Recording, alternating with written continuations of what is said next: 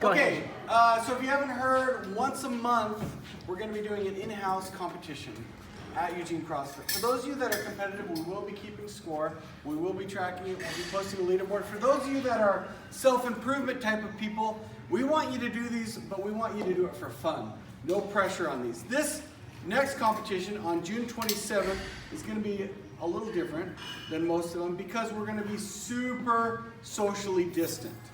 Okay?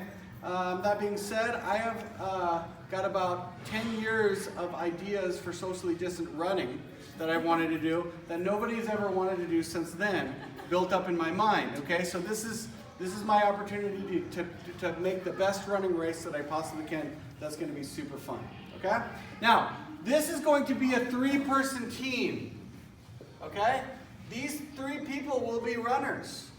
However, extra credit if you can have a 4-person team, but that extra person needs to be somebody who can't run. A lot of times when people join CrossFit, running is pretty hard on the body. It's hard on the shins, it's hard on the knees, it's hard on the whatever. There's people with injuries and people with limitations when they join. And you're gonna find these people, usually in the warm-up, rowing, or they're on a bike, right? If you get an extra person on your team, this extra person will be your rower.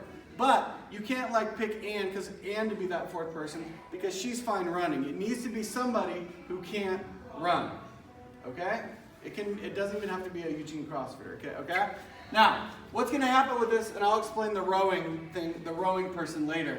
But the 3 people, what they're going to be doing here is all 3 of them are going to be leaving Eugene CrossFit, going out to the bike path, and then they're going to be taking a right.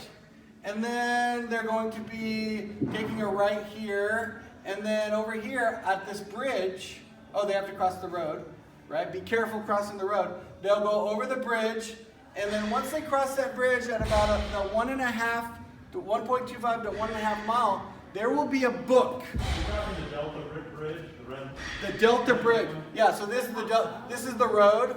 This is the Delta Bridge, right? And then we'll explain all the places but there will be a book there, okay? And what you're gonna do when you get to that book, everybody that gets to that book will tear off the next page of the book. The person that gets the first page will get the most points from that checkpoint. The person with the last page will only get 1 point, okay? One person on your team will turn back at that point and go back and get a page from this book, right?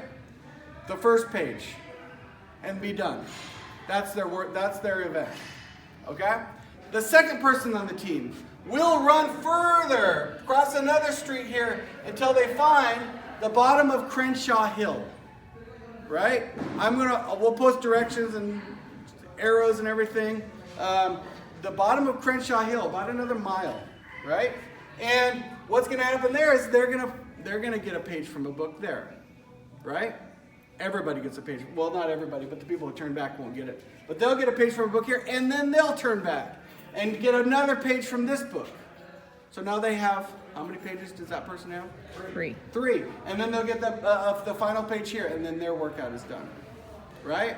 The final runner, probably your best runner, will be climbing Crenshaw Hill to get 1 more page from a book.